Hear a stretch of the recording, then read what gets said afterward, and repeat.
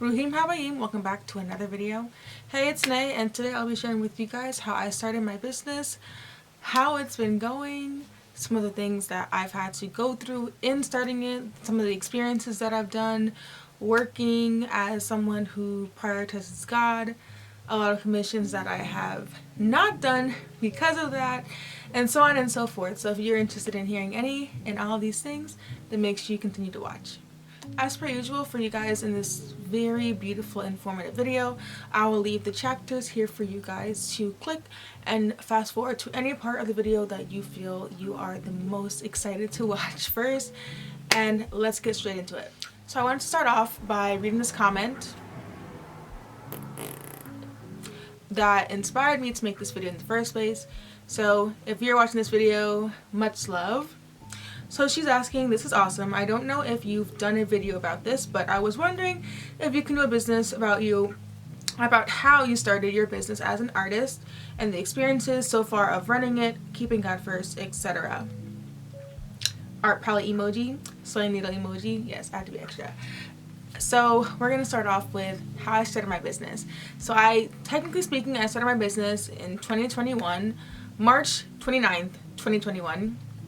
And that date will forever be like memorized in my brain for some reason, because that is the date when my LLC first became like official. A few years prior to me starting my LLC, I was still making money in regards to, I wasn't in business yet, but when people would come to me asking me to do portraits and things like that, I would do that. And that is actually how I got started. When I was in college as a graphic design major, I just became introduced to this beautiful world of graphic design, digital art, illustration, you guys. With that came a lot of learning, but it was fun learning. I had a beautiful experience when I went to college. Like I have no complaints. Literally I have no complaints.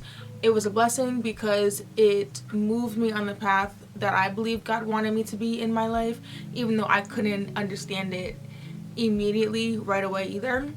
Graphic design was not my first choice. However, at my community college, that was the only actual like art major that they offered besides performing arts, and clearly I was not going to do performing arts. So it was graphic design, but in all of that, I was able to do like painting classes, drawing classes, color theory. Like I was still able to do all that fun stuff that I enjoyed, but that I was also doing things like working on like these big Mac computers, doing Photoshop and Adobe Illustrator, and just that's where I found my joy, and that is what led me to start my business 2021, because I'm like, if I'm already making this money in college, then I should just make it official. And I also didn't have a desire to go to college to further my education in college, because as an art student, you know, sometimes we're told like don't go to art school, like don't go to any other university or whatever, because it might ruin you. And sometimes that's true. Sometimes you just taking the time on your own,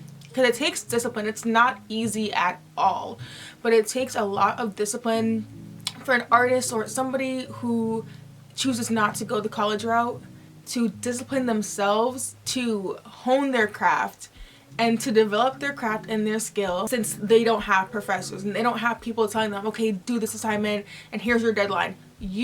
Myself, I'm speaking from experience, I make my own deadlines. I get up early in the morning, I'm like, okay, Naomi, you're gonna do this, and this. Like, it takes a lot of dedication and it takes a lot of discipline. You can talk about motivation all you want. I can feel motivated to do something but still not do it. I can feel encouraged to do something but still not do it. I can feel inspired to do something and still not do it.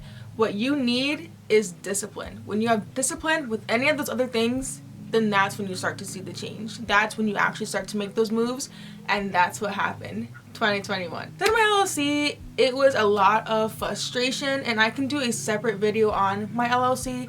I know in different states there are different rules and different paperworks and forms and all that stuff. I live in New York, so New York, don't even get me started. But I took the risk of doing it all on my own. I did all the paperwork, I sent in all the money, the payments, all that stuff. I'm not sure if it's the same in every state, but in New York it's like $200 to do like the LLC, plus a couple of other like $50 for this or blah blah blah publications. Like I had done all that, put it in the newspaper. Like it was a whole bunch of stuff that I had never done in my life. YouTube became my best friend. I'm not even gonna lie. I was doing a lot of research on like taxes and all that stuff, and I will do a video, like literally I would love to do a series on this, but sometimes it's so hard for me to have the discipline to sit in front of the camera and film, because filming is not the hard part, it's the editing part. That takes a long time. It takes a lot of work to edit these videos, especially informative ones like these, to make sure that not only what I'm saying is helping you, but also if I leave anything in the description, any links, any other information or facts like that, that you guys have them. I was doing a lot of research, and then I was praying a lot. I was like, God, you gave me this gift. You gave me this talent. I know I don't want it to go to waste. I know that you don't want me to put it to waste. So help me to blossom and to grow.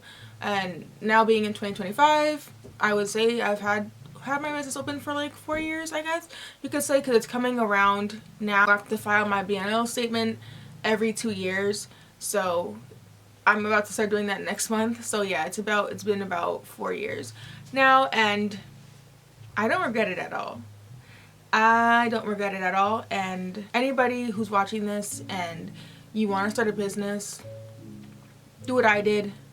Just jump off the cliff, but pray first. Pray first, then jump off the cliff, then pray while you're jumping off the cliff, and while you're falling, and while wherever the wind is moving you, be praying all throughout that. Experiences in running my business, good and bad. Let's start with the bad. So I would say one of the bad experiences that I had inside my business was lack of knowledge. Lack of knowledge is a big thing, which is why I said before, making sure that you are doing your research, whether it's through videos, whether it's through online websites, whether it's through people that you know, whether it's through interning, whether it's through programs that they might like help you jumpstart. Whatever it is, do that. Because I would say definitely the lack of knowledge was the #1 hitter for me. It was like every single time I managed to jump over one hurdle, then it was like, okay, now that you've done this, now you must do this. And it's like, well, how do I do that? And then it became this whole, okay. And then, of course, then I would jump over that hurdle, and then it would just repeat itself. And I feel like that's the main horrible experience that I went through as a young business owner, because I didn't have the experience, but not only that, I did not have a lot of support. And I'm not saying that if you don't have support you can't be successful, because I'm living proof you can be successful. And sometimes people do come around, sometimes people, they still do not come around, and whatever the balance is, you have to know how to be stable in all of that regardless, no matter what. So I'm grateful for that, and I'm saying it's a bad experience, but also all of those things taught me. And that's one thing that I wish people understood. Because I don't have anything against people furthering their education, going to college, getting multiple degrees. I don't have anything against that. I love to learn, but I learn on my own a lot. I learn, and I'm teaching myself different languages, different skill sets, like all that on my own. But it's not something that I will one day be like, okay, here's what I learned, so here's my degree to prove that I learned it. It's more like you'll hear it. You'll hear me speak those languages. You'll see like the way that I carry myself, or the information that I talk about. You'll see that I know this knowledge. So I'm not bashing anybody for furthering their education. You go and you learn and you absorb as much as you possibly can, as long as you're enjoying it and you're not forcing yourself to do it. But for me, one thing I wish people understood about business owners is that for a lot of us, we don't know what we're doing. It takes a lot of time to learn. I can't count how many hours I spent just watching videos, watching lawyers talk about like, these are things that you should not be doing. These are things that you should be doing from the start. And like, it's a lot of dedicated time for me, which is why I'm saying again, it's not a bad thing with me not having that knowledge, because now I have that knowledge. And now I'm sitting before you giving you the advice. So it's not bad all the way, but in that moment it was horrible. It was a horrible feeling, not knowing what to do, not knowing what step to take, not knowing just everything. It wasn't a fun experience for me. But besides that, just everything is just like, praise Jesus, thank the Lord. I would think another bad experience, and it's coming to my mind very clearly, is I offered, or I was asked to do this portrait commission of someone's family member. This was a few years ago. And I'll get more into that in this video or in another video. But one thing that is hard when you're doing commissions as an artist is it doesn't matter if it makes sense to you as an artist. It doesn't matter if in your brain you know that if the light is right here, then there should be a shadow cast right here. It doesn't matter. If someone says, no, put the shadow here, even though the light is right here, you gotta do what the person is asking you to do because they're paying you to be the artist to make what they want you to make. So sometimes that can be a little troublesome for me to do that because sometimes it's just, again, I'm using a different side of my brain where it's just like, no, this is not how it's supposed to look. You know, you wish that they wouldn't have asked you to add certain things because to you it doesn't look good, but to them that's how they want it. And as an artist, you should not be saying anything unless they ask you for it. And many people, for me, they'll be like, what do you think, Nate? They're always asking for my opinion, which I appreciate, but at the end of the day, I always tell them, I was like, if this is your commission, this is your artwork, this is your clothes, this is your logo, whatever it is. I said, but here are these things that I would consider when making that decision. So again, it goes hand in hand. But back to my story, it's hard. It is a lot of pressure when you're trying to create like someone's family member or whatever the case is. So like, you know, just can you like make the nose like this or make the lips more like that so that it looks more like her? Because again, everybody's facial features, that's what makes you look like you. So I did all of that, it was work, whatever, and they liked it. And I finally printed out, because it was a digital illustration portrait, it was a digital portrait. So I printed it out, I shipped it. Even when they received it, they let me know that they got it and they loved it and thank you or whatever, blah blah, case closed. Then weeks later, I get like these not so nice messages, and I was pretty much accused of faking my talent. I don't know how that's possible. Well, actually I do, but I guess when they were looking closer at the portrait, they felt as though like I might have just like taken the picture and like pixelated it or done some kind of crazy effects to it, maybe in like Photoshop to make it look like I painted it but didn't really paint it or whatever the case is. I don't know, but I pretty much had to like defend myself, saying like, no, like I spent hours like on my iPad, like even like critiquing, like you even saw imperfections, so how could that be a picture? How could that be fake? Like I legit had to fix things, take things away, add things. Like it was again, it was stressful for me. So I would feel like that probably was like the worst, and it wasn't even that bad of an experience. I was like, God, you know all things, you see all things, so I'm not even worried about it. But that was the worst, thank God, experience so far with anybody that I've done commissions with, because like no one's ever like accused me of like faking my talent. Why would I do that? So far, there's a couple more, but again, I don't want to spend too much time on it. I want to cover a couple different things in this video. So again, if there's any topic that I'm bringing up in this video, leave it in the comments below. I would love to do a video for you on that. Now to good experiences, let's see. Meeting other entrepreneurs, inspiring other people who are younger than me, same age as me, or older than me. All of that stuff I don't think I would be doing if I didn't start my business. Starting my business, again, like I mentioned before, has allowed me to gain a lot of knowledge and a lot more understanding and a lot more experience. That's another thing. You know, I could go to college and I could learn about starting a business and an LLC, but there's no greater teacher than experience itself, and I did that.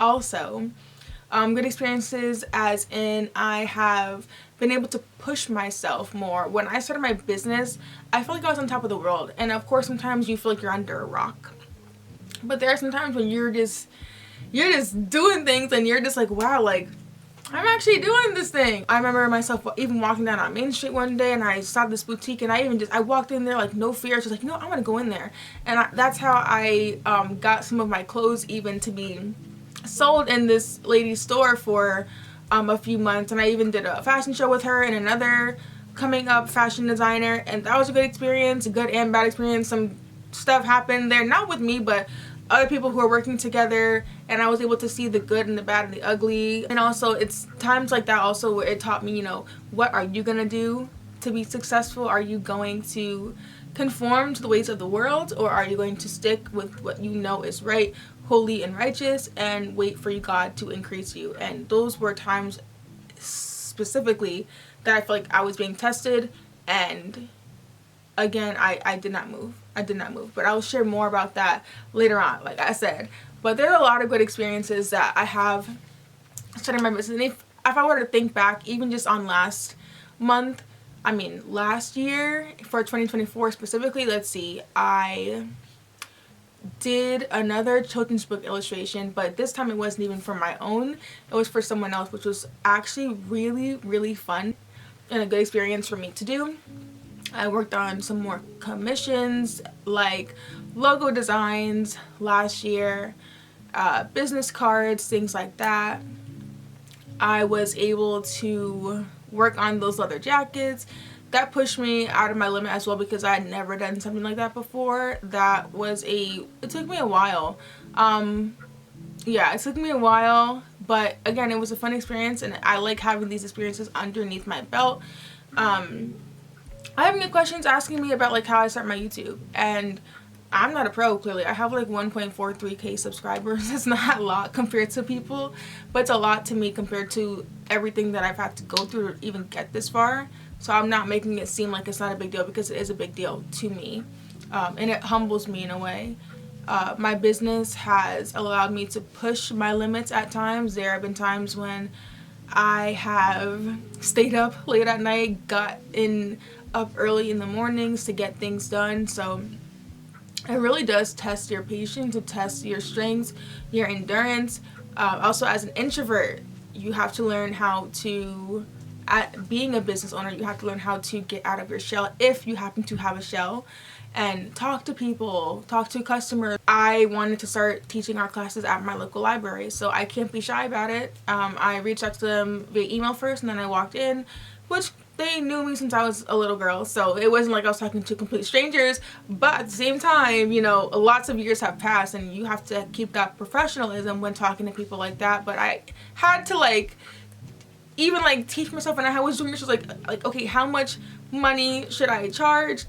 I don't want to charge too low and then they pay me like a low rate. I don't want to charge too high and then tell me, you know, like that's not a price that they're willing to pay me. So again, it was like I had never been in these like experiences before ever in my life. So it taught me a lot along the way. It really did. But like I said, building up all these things, and it's constantly stretching my rubber band of knowledge and experience, and I'm grateful for it. Keeping God first. Keeping God first. So there have been a few commissions where, like, especially when it comes to clothes, oh my land, so clothes is a big one. There have been many times when people ask me, hey Nate, like I have this dress or whatever, can you like take it in or whatever? And depending on if they tell me too much information, I will have to decline. I remember this one specific individual had told me that she had this dress and that she wanted me to take it in on her, I believe, and also make it shorter. That way it wasn't like a granny dress. And right then and there I knew I wouldn't be able to do it. Sorry, I can't do it. I don't tell them the reason why, clearly. I just said that I'm not available to do it. I keep things short, blunt, to the point. There have been instances like that, or like pants, for example, as well, because I used to do that and I didn't even think that I was doing anything wrong until later on. But like, if I don't wear pants, then why would I condone someone else from wearing pants? Oh yeah, let me take in your pants for you, unless it's a guy. But for women, clearly, like, I have to decline those requests. Specifically, I don't really get requests like that now anymore. Or like bridesmaid dresses. Oh my Lanta, twice I've been asked to alternate bridesmaids dresses. But the thing is with those, sometimes it's hard, because like even the bridesmaid dress that I did alternate for this one person, it was maxi length. It went all the way down to the floor. It was like spaghetti strapped, but also I didn't ask too many questions, because number one, like, I buy racerback dresses all the time. I buy spaghetti strap dresses all the time. I buy things that are not completely at my arm's length. It is not my business to be asking you, okay, are you wearing a sweater with this? Are you going to be wearing a shawl with this to cover up your arms? Like, I don't know. The less I know, the better off I am. But like, if it's literally like blatantly, like if it's a completely like unmodest dress or shirt or skirt or whatever it is, then no, I will have to decline. But in instances like that where I know it is a possibility that people are wearing this with something else, because that's how I wear, and I know that not everyone will be wearing things the way that I wear them, clearly, but again, I'm not just gonna assume either. So if I don't know, I don't know. But if I do know, then that's where I have to take a step back and be like, yes, sorry, I can't. But there have been a good amount. There have been a good amount of commissions that I've had to decline because of it being not modest or not appropriate or not in, you know, moving with my, you know, beliefs and things like that. So, well, besides that, it doesn't make me feel bad in the moment, only just because I know that if God is seeing me deny myself and deny my business from doing certain things that I know I should not be doing, he will bless me in the long run. So it never makes me feel bad for the most part. Like, I do feel uncomfortable sometimes, but it doesn't make me feel bad about denying it, if that makes sense. I'm excited actually to see all the things that I've planted and sown. I'm excited to see what I'll reap because of that. So where I'm at now. So I am actually at a place now where I want to focus more on my craft and my skill, specifically in illustrating and painting and drawing. I've noticed a change in my style. I've noticed a change in what I desire to draw, what I desire to create. And I'm noticing now that, you know, tomorrow, because tomorrow's never promised, like, what am I waiting for? I was well known years ago. Like, I was well known for always creating the paintings with the brown skin girl with the natural hair or the head wrap or whatever, and like that just became my identity for so long, until I realized it wasn't my identity. It didn't identify with who I was anymore. Do I like to make women? Like, do I like to make illustrations with women or paintings and such? Of course. But is that the only thing that I make? No. Just like, and I'll bring up the croissants because a lot of people love the croissant drawing that I did, the illustration that I did, but it's things like that. Like, I was in my bed sick when I made that drawing, and everything just flowed that day. It flowed, and it was so enjoyable to make. I'm like, why don't I make these things more often? Like, just of random objects, you know, or like random foods, random objects, random people, you know, or just things out of my own imagination that look really weird at first, but I'm kind of just like, yeah, this is kind of actually cool, you know. And I think sometimes I am afraid of seeing or hearing people's feedback, because at times people look at, I might bring up 2 different drawings, but I can draw one drawing or painting in 1 month, and it will be very detailed, very realistic, you know, it looks very skillful. And then a week later I can do a different picture. One hand might be like Vincent van Gogh and the other one might look like Pablo Picasso, like just weird lines and stuff like that. But that's what I'm learning to accept about myself and to love about myself as an artist, is I don't have to stay in between the lines. I never was that person to do that, and now I'm kind of in the place where I feel like even specifically this year I might start getting, because I never had a limit to commissions. Every year I would just take all the commissions as long as I had space to do them, and if there wasn't space I would just tell a person like, you're gonna be on the waiting list but I'll get it done for you, and most of the time they'd be okay with that, and that's just what I did. But for this year specifically, I'm learning a lot about myself already in this past month, and I'm really excited to share an exciting launch that I'm doing soon for February. But besides that, I'm seeing a lot about myself in the sense of it's okay to go back to the drawing board and start fresh. I honestly, like, I don't feel like doing as many commissions as I did in the past years. I don't. I know a lot of artists like this now where like they focus so much more on their own paintings, their own artwork, and then they'll take like 5 or 10 commissions a year and leave it at that. And I might end up doing that as well now, guys. I'm sorry if this is an inconvenience to anybody. But I might have to start doing that based on my availability, because as an artist now I'm learning that I crave more to spend more time in my craft and my skill. And last year I was fighting with that constantly because I had so many commissions, which I'm not complaining about, thank God, but I had so many things that other people needed me to do that I didn't have time for myself as a skilled artist. So that's what I'm kind of doing now. So when I post weird, random, lovely, beautiful, shocking artworks or illustration videos or animations or whatever the case is this year, just know from this video, just like, it's just nay. And I'm not, sometimes it's not really me trying anything new. Sometimes these things are how I've always drawn. It's just I would never show it. Again, like I said before, because I felt a lot of time my identity came with like, okay, I can only post it if it's like a brown skinned girl and like a head covering or whatever the case is. And it's just like, no, your artwork is more than that. Your artwork is a lot more than that. And again, that's the beauty of me even being on this path in the first place, because I get to make the rules. You know how many times the guys have been like, when are you gonna start making clothes for the guys? And I'm like, if and when I decide. I was like, this is my business, I make the rules. And it just feels good, so good to say that, because like, why do I have to make anything for the guys? Like, why can't I just be a woman who just caters to women? Why? Like, why can't I just be that person? You know? And it feels good to be able to have that authority and that right, because this is my business. If you want your clothes to be altered, then go to somebody else. If I'm not doing it for you, if I'm not offering that craft or that skill or that service right now, then I'm sorry, you're gonna have to go to somebody else. And that's that. So I hope this answered some of the questions that you had. I know I couldn't be as depth. Low-key, my battery is about to die, so that's why I'm kind of been rushing. So I'm going to try to hurry up to finish this video. But like I said, if there's anything that I mentioned that you are very, very interested in getting to know more about, please let me know in the description below, because I would love, love, love, love to do videos on that. I just sometimes, I don't know, I just need, again, the discipline to be able to do these things. I hope everyone is doing well. Anybody who's tapped into this video, if you're watching this and you've watched this video all the way to the end, thank you so much. Much love. And I'll see you all in my next video. Peace, love, and joy. Don't forget to self-care, lehit, and we are out. Bye.